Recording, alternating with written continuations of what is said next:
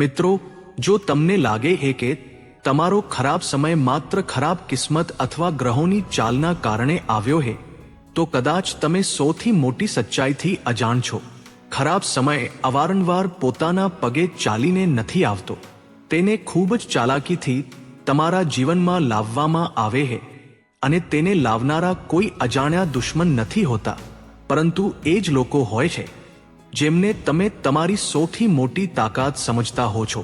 આજે હું dark psychology અને ચાણક્ય નીતિના ચશ્માથી એવા 7 ચહેરાઓ પરથી નકાબ હટાવીશ, જેમનો સાથ જો તમે આજે અને અત્યારે જ નહીં છોડો તો તમારો સારો સમય પાછો ફરવામાં બહુ મોડું થઈ શકે છે. અને યાદ રાખજો, 7મી વ્યક્તિ કોઈ અજાણી નથી, પણ એ જ છે જેના પર તમે સૌથી વધુ ભરોસો કરો છો. ડાર્ક સાયકોલોજીમાં એક ખૂબ જ ખતરનાક સિદ્ધાંત છે જેને વલ્નરેબિલિટી એક્સપ્લોઇટેશન એટલે કે નબળાઈનો શિકાર કરવો કહે છે. જ્યારે તમારો સમય ખરાબ ચાલી રહ્યો હોય છે ત્યારે તમારું મગજ તાર્કિક રીતે ઓછું અને ભાવનાત્મક રીતે વધુ વિચારે છે.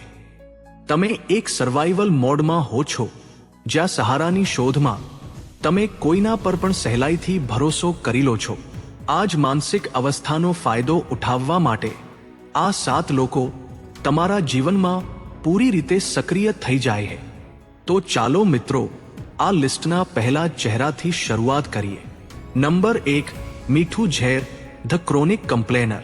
કદાચ તમને લાગે કે જે માણસ તમારી સામે બેસીને પોતાના દુખડા રોઈ રહ્યો છે તે તમારો સાચો હમદર્દ છે, પરંતુ અહીં જ તમે તમારી સૌથી મોટી વ્યૂહાત્મક ભૂલ કરી રહ્યા છો.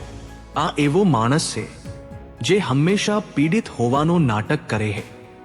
જ્યારે આપણે પોતે ખરાબ સમયમાંથી પસાર થઈ રહ્યા હોઈએ ત્યારે આપણે અજાણતા જ આવા લોકો તરફ જલ્દી આકર્ષિત થઈ જઈએ છીએ. આપણને એક ખોટી તસલ્લી મળે છે કે ચાલો, આ દર્દમાં આપણે એકલા નથી. પરંતુ ડાર્ક સાયકોલોજી આને ઇમોશનલ વેમ્પાયરિઝમ કહે છે. આ માણસ એક પરજીવીની જેમ તમારી એ બચેલી કૂચેલી માનસિક ઉર્જા પણ ચૂસી લે છે જે તમને એ મુસીબતમાંથી બહાર નીકળવા માટે જોઈતી હતી. તમે એમની પાસે સમાધાન માંગશો અને તેઓ તમારી પરેશાની પર પોતાની 2 નવી પરેશાનીઓ મૂકી દેશે. ખરાબ સમયમાં તમને એવા માણસની જરૂર છે જે ખાડામાંથી બહાર નીકળવાની સીડી બતાવે, નહીં કે તમારી સાથે એ જ ખાડામાં બેસીને રડવા લાગે. માનવ સ્વભાવનું કડવું સત્ય: જે માણસ તમને ખરાબ સમયમાં છોડીને ચાલ્યો ગયો તેનાથી ક્યારેય નફરત ન કરવી જોઈએ. તેણે તમને એક ધોકામાંથી આઝાદ કરી દીધા. અસલી ખતરો તો એ છે જે તમારી સાથે ઊભો છે, પણ માત્ર એટલા માટે કારણ કે તેને હજુ પણ તમારાથી પોતાનો કોઈ સ્વાર્થ સિદ્ધ કરવો છે. નંબર 2, અવસરવાદી સાથી, ધ ઓપોર્ચ્યુનિસ્ટ ફ્રેન્ડ. આ એ ચહેરો છે જે તમારા સારા સમયમાં તમારી મહેફિલોની શાન હતો. જ્યારે તમારું ખિસ્સું ભરેલું હતું ત્યારે તેમની દરેક સલાહ તમારા પક્ષમાં હતી, પરંતુ જેવો તમારા જીવનમાં ગ્રહણ લાગ્યો તેમનો ફોન અચાનક બિઝી આવવા લાગ્યો. આપણે રાત્રે જાગીને પોતાને સવાલ કરીએ છીએ કે મેં તો એના ખરાબ સમયમાં સાથ આપ્યો હતો, તો પછી એણે મને ધોકો કેમ આપ્યો? જો ડાર્ક સાયકોલોજીની નજરે જોઈએ તો આ કોઈ ધોકો હતો જ નહીં, આ માત્ર એક વ્યવહાર હતો. તેમનું તમારી સાથે રહેવું કોઈ ભાવનાત્મક જોડાણ નહોતું, પણ એક રોકાણ હતું. ચાણક્યે આવા લોકો માટે બહુ સચોટ શબ્દ આપ્યો છે: પરજીવી, જે માત્ર બીજાના શરીરની ઊર્જા પર જીવે છે અને શરીર નબળું પડતા જ નવું ઠેકાણું શોધી લે છે. ખરાબ સમયનો સૌથી મોટો ફાયદો એ જ છે કે તે તમારી આસપાસ જમા થયેલા આ માનવ કચરાને આપોઆપ સાફ કરી દે છે. નંબર 3, છુપાયેલો શુભચિંતક, ધ કોવર્ટ સેબોટિયર. ડાર્ક સાયકોલોજીનો સૌથી ભયાનક હિસ્સો એ લોકો છે જે તમને લાગે છે કે તમારી મદદ કરી રહ્યા છે, પરંતુ અસલમાં તેઓ જ તમારા આ ખરાબ સમયના મુખ્ય ડિરેક્ટર છે. આ ત્રીજો ચહેરો એટલો સામાન્ય અને તમારી એટલો નજીક છે કે જ્યારે હું આની નિશાનીઓ જણાવીશ તો તમારા રૂવાડા ઊભા થઈ જશે. આ એ માણસ છે જે તમારા સૌથી ઊંડા રહસ્યો જાણે છે. જ્યારે તમે તૂટી રહ્યા હો છો ત્યારે આ સૌથી પહેલા તમારી પાસે આવે હે, તમારા ખભા પર હાથ મૂકે હે અને કહે હે, મને કહે શું વાત હે, હું છું ને. આપણે તે સમયે એટલા નબળા હોઈએ છીએ કે આપણા બધા પત્તા એની સામે ખોલી દઈએ છીએ. પરંતુ શું તમે ક્યારે નોટિસ કર્યું હે, તમારી બધી વાતો સાંભળ્યા પછી પણ આ વ્યક્તિ તમને ક્યારેય કોઈ નક્કર સમાધાન નથી આપતી. એવું એટલા માટે કારણ કે તે તમને મુસીબતમાંથી બહાર કાઢવા જ નથી માંગતી. આને ડાર્ક સાયકોલોજીમાં ડેટા માઇનિંગ કહે છે. આ માણસ તમારી પીઠ પાછળ તમારા આ જ રહસ્યોની મહેફિલોમાં મજાક ઉડાવે છે. ચાણક્યે સ્પષ્ટ કહ્યું હતું કે એક ખુલ્લો દુશ્મન એવા મિત્ર કરતા 1000 ગણો સારો છે જે આસ્તીનનો સાપ બનીને બેઠો હોય, જે તમને સાંત્વના આપવાને બદલે માત્ર વધુ વિગતો પૂછે છે. તેનાથી સાવધાન થઈ જાવ. તે તમારું દર્દ નથી વહેંચી રહ્યો, તે તમાશો જોવા માટે VIP ટિકિટ ખરીદી રહ્યો છે. નંબર 4, છુપાયેલો હરીફ, ધ સિક્રેટ કોમ્પિટિટર. આપણે અવારનવાર એક બહુ મોટી ગેરસમજમાં જીવીએ છીએ કે આપણા નજીકના લોકો આપણી પ્રગતિ જોઈને ખુશ થાય છે. જર્મન મનોવિજ્ઞાનમાં એક શબ્દ છે શેડનફ્રોઇડ, એટલે કે બીજાના દુઃખમાં સુખ શોધવું. આ એ માણસ છે જે તમારી પ્રગતિને પોતાની હાર માનતો હતો. હવે જ્યારે તમારો ખરાબ સમય આવ્યો છે ત્યારે બહારથી તો તે અફસોસ જતાવશે, પરંતુ જો તમે ધ્યાન આપશો તો તેની આંખોમાં તમને એક અજીબ સંતોષ દેખાશે. તેનો અહંકાર શાંત થઈ રહ્યો છે. આવા લોકો ખરાબ સમયમાં તમને એવી સલાહ આપશે જે સાંભળવામાં સુરક્ષિત લાગશે, પરંતુ અસલમાં તે તમને વધુ ઊંડા ખાડામાં ધકેલવા માટે જ ડિઝાઇન કરવામાં આવી હોય છે. વ્યૂહરચના. આચાર્ય ચાણક્યે પોતાના જ લોકોની પરીક્ષા કરવા માટે ઝીરો ટ્રસ્ટ પોલિસી અપનાવી હતી. તેઓ જાણી જોઈને ખોટી અફવાઓ ફેલાવતા હતા જેથી ખબર પડે કે ઘરનો ભેદી કોણ છે. કોઈ સગા બનવા વાળાને કોઈ નાની ખોટી નબળાઈ બતાવો અને શાંતિથી જુઓ કે તે વાત ક્યાં સુધી પહોંચે છે. તમને સાપોની અસલિયત આપોઆપ ખબર પડી જશે. Number 5, gaslighter, the guilt tripper. ખરાબ સમય આમ પણ બહુ ભારે હોય છે, પરંતુ આ માણસ તમારી પાસે આવીને તમને એવો અહેસાસ કરાવશે કે આ બધું માત્ર તમારી મૂર્ખામીનું જ પરિણામ છે. મેં તો પહેલા જ કહ્યું હતું, તે જ કોઈનું ન સાંભળ્યું. આ એમના ફેવરિટ ડાયલોગ હોય છે. ડાર્ક સાયકોલોજી અનુસાર આ કોઈ સામાન્ય ટોણો નથી. આ એક સોચી સમજેલી મનોવૈજ્ઞાનિક ચાલ છે. તેમનો હેતુ તમને સાચો રસ્તો બતાવવાનો નથી, પરંતુ તમારો આત્મવિશ્વાસ એ હદે તોડી નાખવાનો છે કે તમે નિર્ણયો લેતા ડરવા લાગો. તમે માનસિક રીતે અપંગ થઈ જાવ અને દરેક વેરિફિકેશન માટે તેમના પર નિર્ભર થઈ જાવ. આ માણસ તમારા મગજનો રિમોટ કંટ્રોલ પોતાના હાથમાં લઈ લે છે. નંબર 6, અહેસાનોનો સોદાગર, ધ ટ્રાન્ઝેક્શનલ સેવિયર.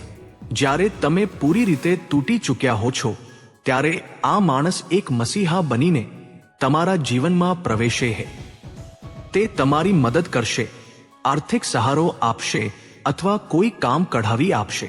પરંતુ અહીં જ ડાર્ક સાયકોલોજીની સૌથી મોટી અને અદૃશ્ય જાળ બિછાવવામાં આવે છે. આને લો ઓફ રેસિપ્રોસિટીનો ડાર્ક ઉપયોગ કહે છે. આ માણસ એક મદના બદલામાં તમારી આખી જિંદગીની વફાદારી અને તમારા નિર્ણયો લેવાની આઝાદી છીનવી લે છે. જ્યારે પણ તમે એની વિરુદ્ધ જવાનું વિચારશો, તે બહુ ચાલાકીથી તમને એ અહેસાન યાદ અપાવશે. યાદ છે જ્યારે તારી પાસે કંઈ નહોતું ત્યારે તારી સાથે કોણ ઊભું હતું?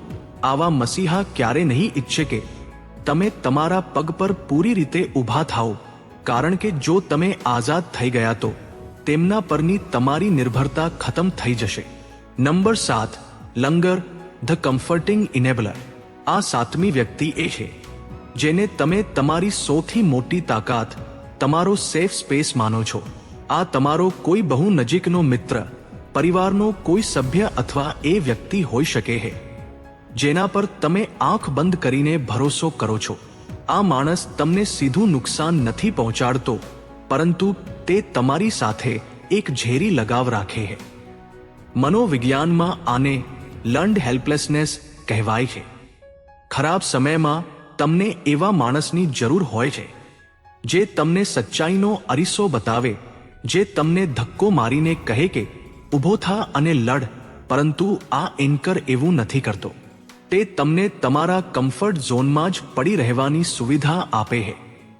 જ્યારે તમે હાર માની લો છો ત્યારે તે તમારા આંસુ લૂહીને કહે એ દુનિયા બહુ જાલિમ છે, તું બસ મારી પાસે રહે.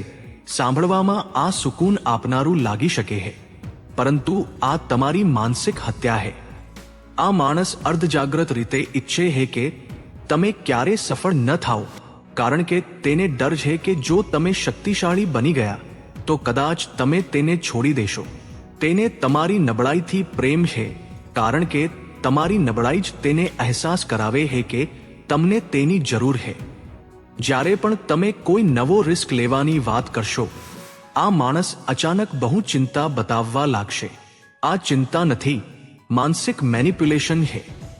આ 7 લોકોથી છુટકારો મેળવવાનો બ્રહ્માસ્ત્ર, ધ ગ્રે રોક મેથડ.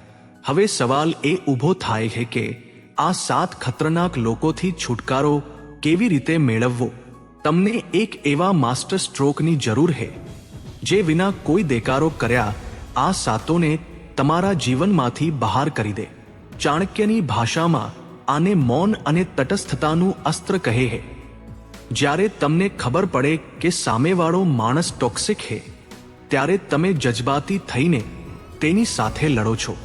લડવાથી તેમને એક ઇમોશનલ રિએક્શન મળે છે, જેનાથી તેમને સાયકોલોજીકલ ડોપામિન મળે છે.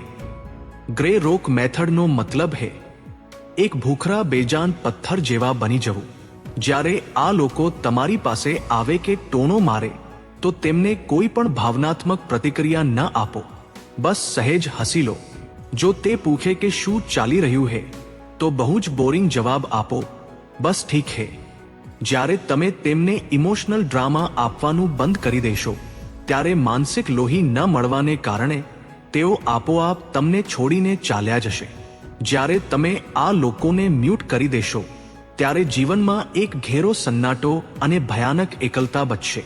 99% લોકો અહીં જ હાર માની લે છે. પરંતુ ડાર્ક સાયકોલોજી કહે છે કે એકલતા કોઈ સજા નથી. આ એ સિક્રેટ લેબ છે જ્યાં દુનિયાના સૌથી ખતરનાક અને શક્તિશાળી મગજ તૈયાર થાય છે. જ્યારે એક ગરુડ પોતાના ખરાબ સમયમાંથી પસાર થાય છે ત્યારે તે બીજા પક્ષીઓ પાસે હમદર્દી નથી માંગતું. તે એકલું પહાડ પર જઈને પોતાની ચાંચ અને પાંખો તોડીને નવા સરેથી તૈયાર થાય છે અને આકાશનું રાજા બને છે. તમારો ખરાબ સમય પણ એ જ પહાડ છે. ખરાબ સમયમાં જો કોઈ તમને એ ખાડામાંથી બહાર ખેંચી શકે છે તો તે માત્ર તમે પોતે છો. સતર્ક રહો. એકલતાને પોતાની તાકાત બનાવો અને તમારા રહસ્યો કોઈને ન જણાવો. તો મિત્રો, અમારા દ્વારા આપવામાં આવેલી આ માહિતી તમને થોડી પણ પસંદ આવી હોય તો આ વિડીયોને એક લાઈક કરી આપણી ચાણક્ય ફોકસ ચેનલને સબસ્ક્રાઇબ કરી બેલ આઇકોન પ્રેસ કરી દેજો, જેથી આવા જ વિડીયો સૌથી પહેલા તમને મળે. તેમજ આ વિડીયોને તમારા મિત્રો સાથે શેર જરૂર કરી દેજો, જેથી આ માહિતી તેમને પણ ઉપયોગી થઈ શકે. તેમજ કોમેન્ટ બોક્સમાં ચાણક્ય નીતિ જરૂર લખી દેજો. તો મિત્રો, આજ માટે બસ આટલું જ. ફરી મળીશું એક આવા જ નવા વિડીયોમાં. ત્યાં સુધી બધા હસતા રહો, ખુશ રહો અને પોતાનું ધ્યાન રાખો. વિડીયોમાં અંત સુધી બની રહેવા માટે ધન્યવાદ. તમારો દિવસ શુભ રહે.